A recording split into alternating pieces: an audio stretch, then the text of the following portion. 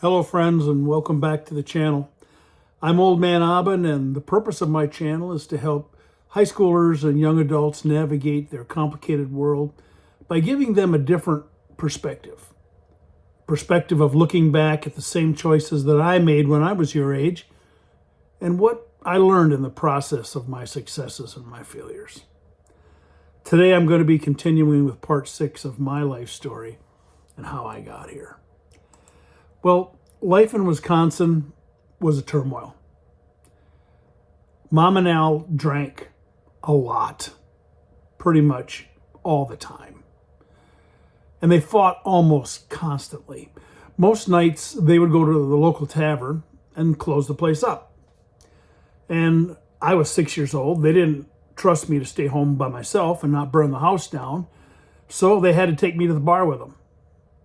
But didn't take long for me to get bored and start getting into the stuff in the bar that they didn't want me to get into. And I was a pain in the neck. So first thing you know, I was banished to the car.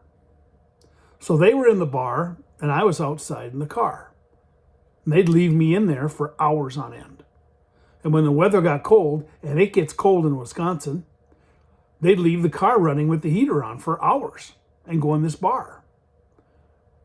Until the night that I accidentally was playing in the front seat of the car and I was pretending I was driving the car because that's what kids do, right?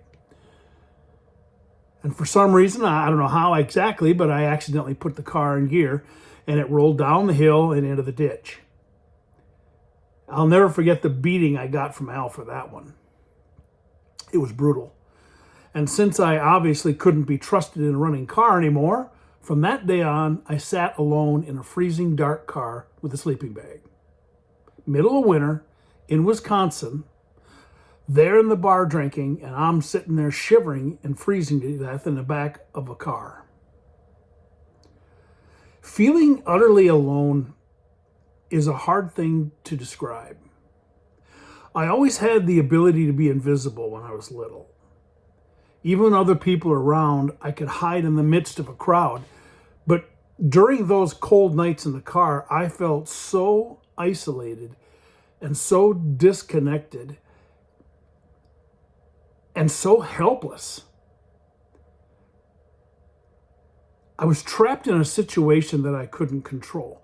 And even when things were bad in Boston, I felt like I had options. I could rely on myself to be clever and resourceful, and I could survive.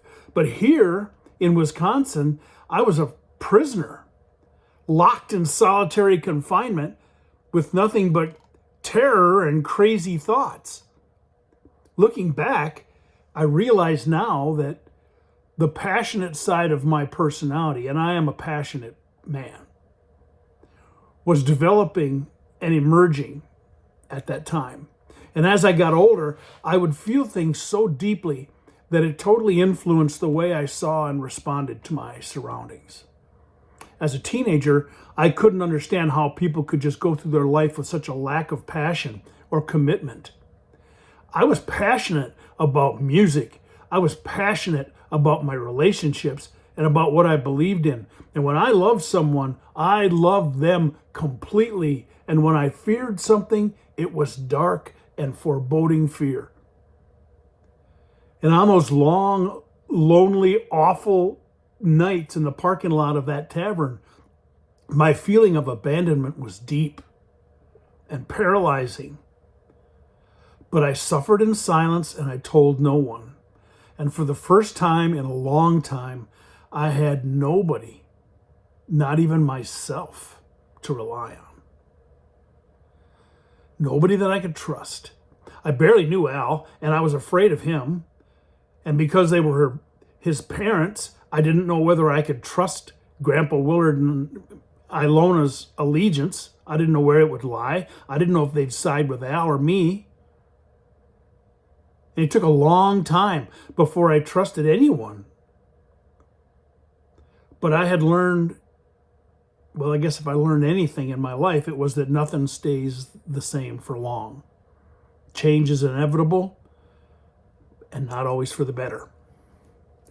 So even though My half sister, her name was Tammy, even though my half sister and I were connected,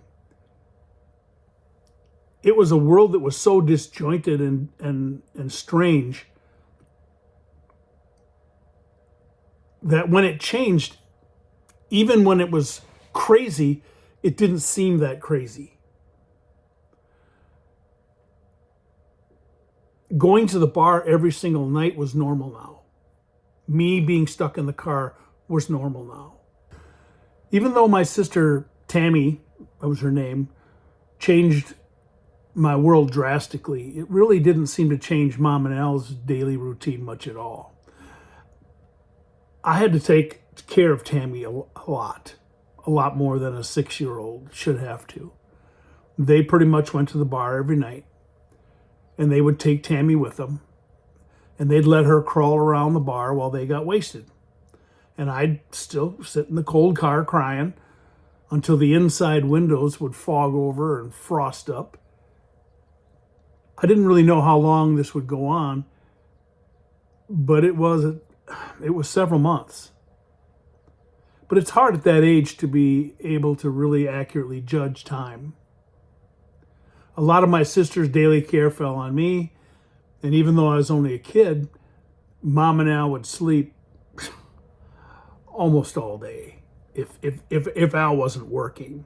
If he didn't have to go to work that day, they would pretty much sleep all day. So I would get up because I was an early riser, and I would put some formula in her bottle, and I would feed her breakfast and change her diaper. And then after breakfast, I would put her in my little red wagon, and I would pull her up the road to Grandma and Grandpa's house. And they would make me breakfast and stuff me full of pancakes, which were awesome, by the way. And fighting at home between Mom and Al got worse. Al would get drunk, and he'd start to beat on Mom, and I'd try to defend her, and then I would get knocked around. So eventually what would happen is when the fighting started, I would just get my sister, wrap her up, put her in the car seat, and wait in the bathroom until the storm subsided. There were many times that Mom would grab my sister and I, and we would flee into the night to escape Al's drunken wrath. On those nights, we would sleep in Grandma and Grandpa's chicken coop with the chickens across the street in the field. Mom could never go to Grandma and Grandpa during those times when she fled either out of embarrassment or the fact that they were his parents. I'm not sure why. So we would go and sleep in the chicken coop because it was we're out in the middle of the country and nowhere else to go. We weren't going to go to a hotel. She didn't have her own car. And because there were dozens of chickens still living inside the coop, it would actually stay pretty warm in there, even in the winter. And we'd take our blankets and maybe a sleeping bag and lay on the dirt floor. But if you've ever been in a chicken coop or can imagine, it's not a dirt floor. It's years and years and years of dried chicken poop piled up on the floor. And the smell of that, I will never forget the smell of that chicken coop when we slept there. Al would sleep it off, and in the morning we'd collect our stuff and go back home and pretend that everything was fine. But nothing was fine. Things hadn't been fine in a long time. And when the world came crashing down again, one day I noticed that everyone was crying and it all came crashing in. Grandma was crying. Grandpa was crying. Mom was crying. And I found out that my stepfather, Al, had gotten drunk and had driven the Galaxie 500 off the road into a tree, killing himself instantly. I guess I should have been sad too, but truthfully, it made my life a lot easier. I no longer had to live in constant fear of his temper. For me, life was better without Al around. But the shakeup wasn't over yet. Not by a long shot. Because after about a week of moping around the house with Tammy and I, Mom left in the middle of the night and never came back. She just disappeared. Didn't know where she was. Didn't know if she was coming home. She was just gone. Well, I took care of my sister the day after Mom left and waited all day for her to return, but she didn't show. So that night we slept in the living room in the pull-out bed, my sister and I. And when Mom didn't come home the next morning, I made her a bottle and put on her last diaper that we had in the house. And I didn't know what else to do. So I put her in her little car seat, and put the car seat in my red wagon, and I pulled the wagon up the hill, right down the road, right down the highway, to Grandma and Grandpa's house. And they took us in, and we never left. I didn't see Mom again for almost 20 years. I heard later from Grandma and Grandpa, when I was older, about 16 probably, that she had met a truck driver at the bar and ran off with him, putting my sister and I in her rearview mirror. Grandma and Grandpa Willard, they just moved my sister and I into their house, into their guest room, and life stabilized into a new, strange kind of normal. Once we moved in, which just happened to be right around Christmas time, my grandparents started the adoption process for my sister and I. And after the Christmas break of my 7th year, they enrolled me in the 1st grade. I'd never been to school before, but now I was going to go. This was it. We go through life. We get kicked and punched. We get slapped around. We live through storms. We live through tornadoes of emotion. All kinds of things, good, bad, indifferent, that we have to navigate our way through. And all we can do is do the best that we can. But we have to realize when you're old enough that you can make your own decisions is a different thing. When you're a kid, when you're in high school and you're at the mercy of the decisions that other people make for you, it can be a very difficult thing.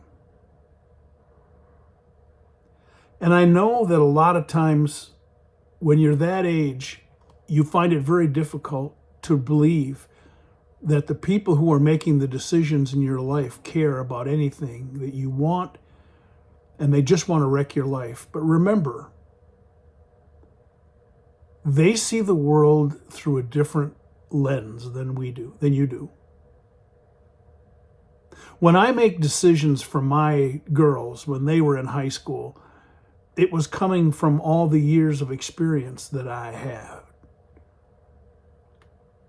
They couldn't see what I could see. If you're at the mercy of someone who makes bad decisions, that makes it even hard. That makes it harder.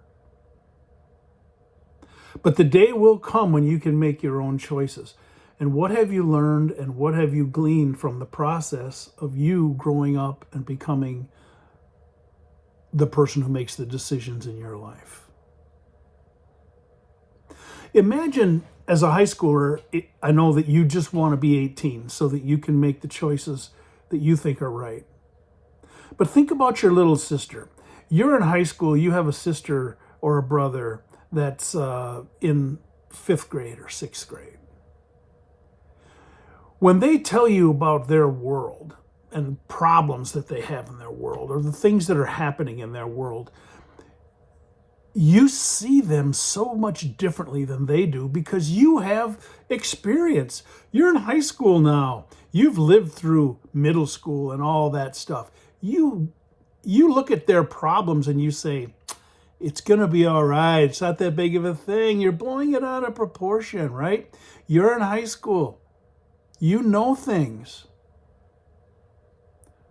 Well, your parents know things too. They see where you're at, weigh that against what they have experienced and what they know, and they're trying to help you understand and guide you, help guide you through what you're going through. And I know it's hard to believe that they really have your best intentions at heart, but I hope they do. But try to trust them. Try to reason with them and talk with them and understand why they are making the decisions that they're making. Ask them why. Try to look at it honestly and not just react and say that they're trying to destroy your world, because they're probably not. They just see the world differently than you do. And the day will probably come when you will put your arm around your mom and say, Mom, I'm sorry for the way I acted when I was in my teens. Dad, I always thought you were an idiot, but you were right the whole time. That will happen. Hang in there. I promise it's going to get better. Well, that's all for today. Hit the like button if you like this video, if it was helpful, if it touched your heart. Subscribe to the channel if you want to see more content in the future, and leave me a comment. I'd love to hear your comments if you have a question or a situation that you find yourself in that you'd like me to talk about. Have a great day, my friends. We'll see you on the next one.